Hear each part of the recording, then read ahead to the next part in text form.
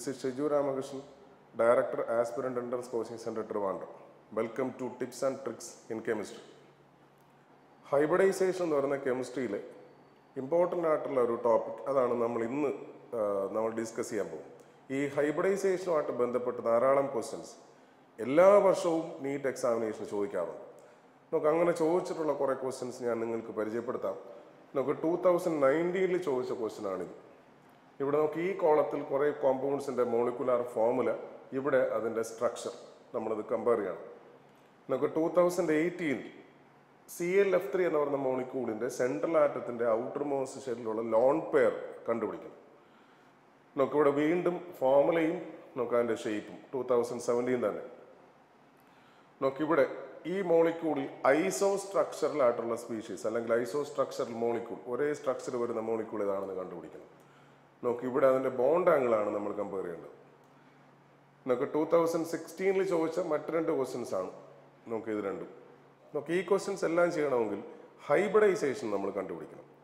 ഈ ഹൈബ്രിഡൈസേഷൻ കണ്ടുപിടിക്കുന്ന എളുപ്പ വഴിയാണ് നമ്മൾ ഇന്ന് പഠിക്കാൻ പോകുന്നത്. ഹൈബ്രിഡൈസേഷൻ നമുക്കറിയാം, നമ്മളൊരു പോളി ആറ്റോമിക് മോളിക്യൂളിൻ്റെ ഫോർമേഷൻ എക്സ്പ്ലെയിൻ ചെയ്യാനാണ് ഹൈബ്രിഡൈസേഷൻ എന്ന് പറയുന്ന കോൺസെപ്റ്റ് ഉപയോഗിക്കുക. പോളി ആറ്റോമിക് മോളിക്യൂൾ എന്ന് പറഞ്ഞാൽ molecules containing more than 2 atoms, minimum 3 atoms എങ്കിലും ചേർന്നുണ്ടാകുന്ന ഒരു മോളിക്യൂളിൻ്റെ ഫോർമേഷനാണ് നമ്മൾ ഹൈബ്രിഡൈസേഷൻ വെച്ചിട്ട് എക്സ്പ്ലെയിൻ ചെയ്യുന്നത്. മിക്കവാറും പി ബ്ലോക്ക് എലമെന്റുകൾ ചേർന്നുണ്ടാകുന്ന പോളി ആറ്റോമിക് മോളിക്യൂളിൻ്റെ ഹൈബ്രിഡൈസേഷൻ നമുക്ക് എളുപ്പത്തിൽ എങ്ങനെ കണ്ടുപിടിക്കാം, അതാണ് ഞാൻ ഇവിടെ പറയാൻ പോകുന്നത്. അപ്പം അതിന് മുന്നേ ഈ ഹൈബ്രിഡൈസേഷനുമായിട്ട് ബന്ധപ്പെട്ട് കുറച്ച് കാര്യങ്ങൾ നമുക്ക് ഓർമ്മ വേണം. ഇതൊക്കെ നിങ്ങൾക്ക് അറിയാവുന്നതാണ്. നമുക്കിവിടെ ഹൈബ്രിഡൈസേഷൻസ് ഞാനിവിടെ എഴുതിയിരിക്കുന്നു. ഇവിടെ അവിടെ നിന്ന് കിട്ടുന്ന നമ്പർ ഓഫ് ഹൈബ്രിഡ് ഓർബിറ്റൽസ്, ഇവിടെ ആ ഹൈബ്രിഡ് ഓർബിറ്റൽസിൻ്റെ അറേഞ്ച്മെൻറ്റ്, നമുക്ക് അതിൻ്റെ ഷേപ്പ് അല്ലെങ്കിൽ ജോമെട്രി, ഇതെല്ലാം നമുക്ക് വ്യക്തമായിട്ട് അറിയണം. SP ഹൈബ്രിഡൈസേഷൻ ആകുമ്പോൾ 2 ഹൈബ്രിഡ് ഓർബിറ്റൽസ്, അതിൻ്റെ അറേഞ്ച്മെൻറ്റ് നമുക്ക് linear arrangement and bond angle will be 180 degree. നമുക്ക് SP2 ആകുമ്പോൾ നമ്പർ ഓഫ് ഹൈബ്രിഡ് ഓർബിറ്റൽസ് 3, അതിൻ്റെ arrangement trigonal planar. SP3 hybridization ആകുമ്പോൾ 4 hybrid orbitals and orbitals are arranged tetrahedrally at an angle of 109 degree 28 minutes. SP3D hybridization, number of hybrid orbitals 5, trigonal bipyramidal ആയിട്ടാണ് അത് arrange ചെയ്യുക. SP3D2 hybridization 6 hybrid orbitals, octahedral arrangement and angle is 90 degree. SP3D3 hybridization 7 hybrid orbitals, pentagonal bipyramidal. ഇതൊക്കെയാണ് possible ഹൈബ്രിഡൈസേഷൻസും. Simple P block elements ചേർന്നുണ്ടാകുന്ന മോളിക്യൂൾസിൻ്റെ ഹൈബ്രിഡൈസേഷനും നമുക്ക് അതിൻ്റെ അറേഞ്ച്മെൻറ്റും അതിൻ്റെ ഷേപ്പ്. ഈ ഷേപ്പും ജോമെട്രിയും തമ്മിൽ ചെറിയൊരു ഡിഫറൻസ് ഉണ്ട്. ജോമെട്രി എന്ന് പറഞ്ഞാൽ arrangement of lone pairs and bond pairs around central atom. Central ആറ്റത്തിന് ചുറ്റും ലോൺ പേഴ്സിൻ്റെയും ബോണ്ട് പേഴ്സിൻ്റെയും കൂടി രണ്ടിൻ്റെയും കൂടെയുള്ള അറേഞ്ച്മെൻറ്റിനെയാണ് നമ്മൾ ഒരു മോളിക്യൂളിൻ്റെ ജോമെട്രി എന്ന് ഉദ്ദേശിക്കുക. ഷേപ്പ് എന്ന് പറഞ്ഞാൽ the molecular structure excluding loan purse. ഇതാണ് ജോമെട്രി ഷേപ്പും തമ്മിലുള്ള ഡിഫറൻസ്. ഇനി ഞാൻ ഹൈബ്രിഡൈസേഷൻ കണ്ടുപിടിക്കുന്ന എളുപ്പ വഴിയാണ് പറയാൻ പോകുന്നത്. ഹൈബ്രിഡൈസേഷൻ കണ്ടുപിടിക്കുന്ന എങ്ങനെയാണ്? നമുക്ക് number of hybrid orbitals of central atom, ഒരു പോളി ആറ്റോമിക് മോളിക്യൂളിൻ്റെ സെൻട്രൽ ആറ്റത്തിന് ചുറ്റുമുള്ള number of hybrid orbitals is equal to outermost shell electrons plus number of monovalent atoms. Monovalent atoms എന്ന് പറഞ്ഞാൽ ഹൈഡ്രജൻ ഓർ ഹാലജൻ, സെൻട്രൽ ആറ്റത്തിനോട് connect ചെയ്തിരിക്കുന്ന മോണോവാലന്റ് ആറ്റങ്ങളുടെ എണ്ണം plus or minus charge. Plus or minus charge എന്ന് പറഞ്ഞാൽ ഒരു ആറ്റത്തിന് ചാർജ് വരുന്നത് ഇലക്ട്രോണുകൾ കിട്ടുമ്പോഴോ ഇലക്ട്രോണുകൾ റിമൂവ് ചെയ്യുമ്പോഴോ ആണ്. അപ്പോൾ ഇലക്ട്രോൺ കിട്ടുവാണെങ്കിൽ അവിടെ നെഗറ്റീവ് ചാർജ് വരും, ഇലക്ട്രോൺസ് റിമൂവ് ചെയ്യുവാണെങ്കിൽ അവിടെ പോസിറ്റീവ് ചാർജ് വരും. നോക്കി, ഇവിടെ നമ്മൾ ന്യൂമറേറ്ററിൽ സബ്സ്റ്റിറ്റ്യൂട്ട് ചെയ്തിരിക്കുന്നത് സെൻട്രൽ ആറ്റത്തിൻ്റെ ഔട്ടർ മോസ്റ്റ് ഷെല്ലിൽ ഉണ്ടാകാൻ സാധ്യതയുള്ള ടോട്ടൽ നമ്പർ ഓഫ് ഇലക്ട്രോൺസ് ആണ്. നോക്കി, ഇവിടെ ആ ആറ്റത്തിന് സ്വന്തമായിട്ടുള്ള electrons, number of outermost electrons അല്ലെങ്കിൽ valence electrons plus number of monovalent atom. ഒരു മോണോ വാലന്റ് ആറ്റം ബോണ്ട് ഉണ്ടാക്കുമ്പോൾ ഒരു ഇലക്ട്രോണിനെ ആയിരിക്കും കോൺട്രിബ്യൂട്ട് ചെയ്യുക, ഷെയർ ചെയ്യാൻ വേണ്ടി. അപ്പോൾ number of mono valent atoms plus or minus charge എന്ന് പറഞ്ഞാൽ നെഗറ്റീവ് ചാർജ് വരുവാണെങ്കിൽ എക്സ്ട്രാ ഇലക്ട്രോൺസ് കിട്ടുവാണല്ലോ, ആ ഇലക്ട്രോൺസിനെ നമ്മൾ ആഡ് ചെയ്യണം.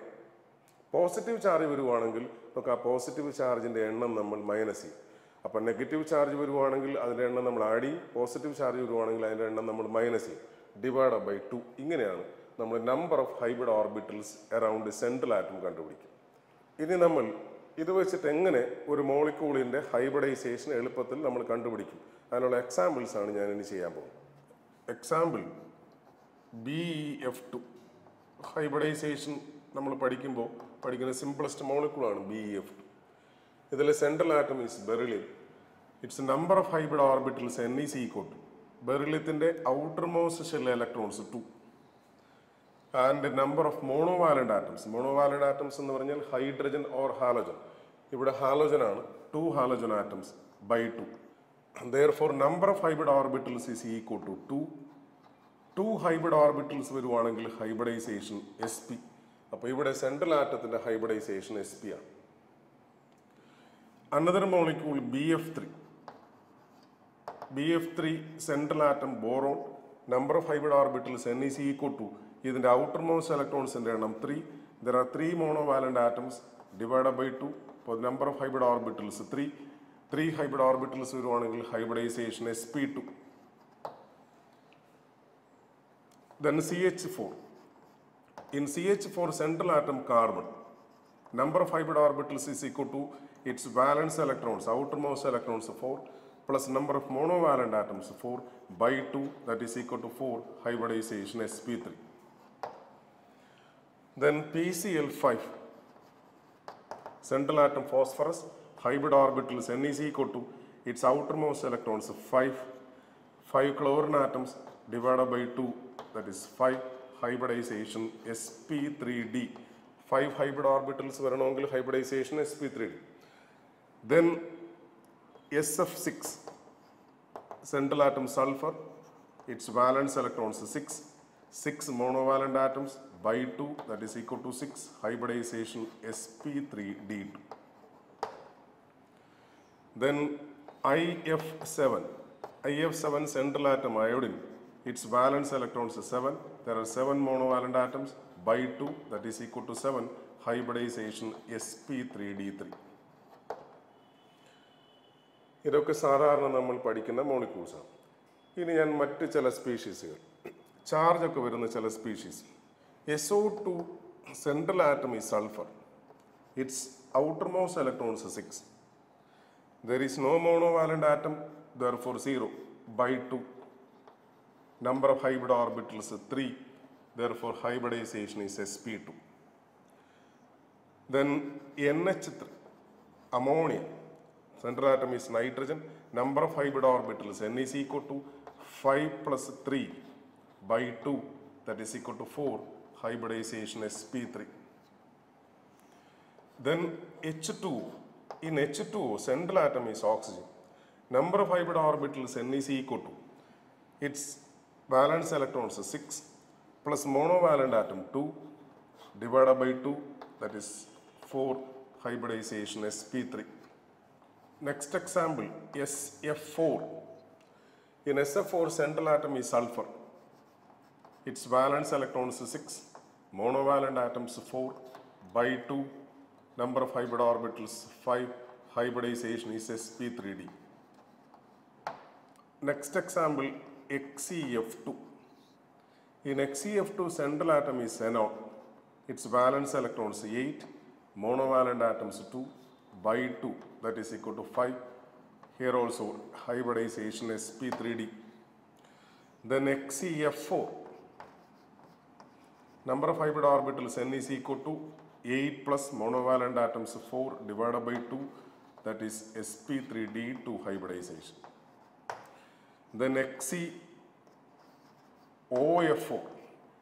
XeOF4 N is equal to xenon outermost electrons 8, monovalent atoms 4 divided by 2, that is equal to 6, hybridization sp3d2.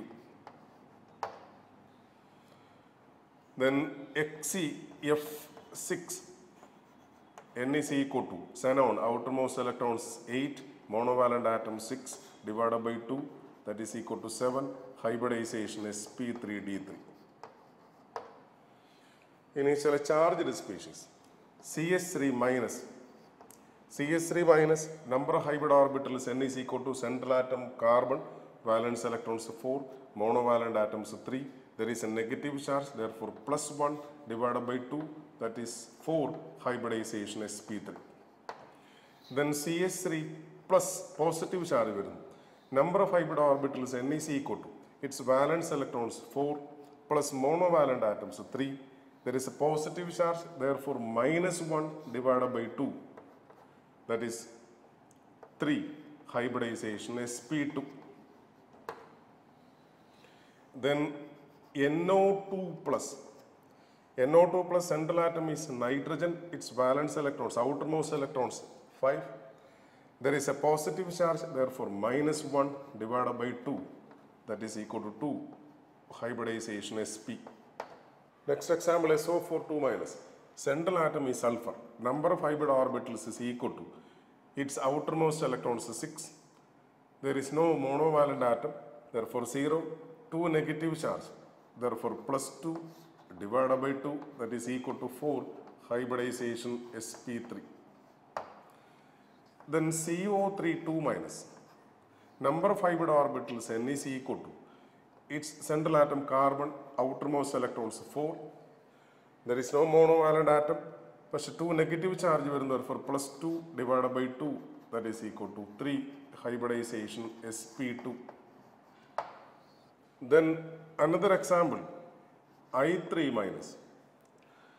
I3 minus can be written as I2 minus. Here the central atom is iodine.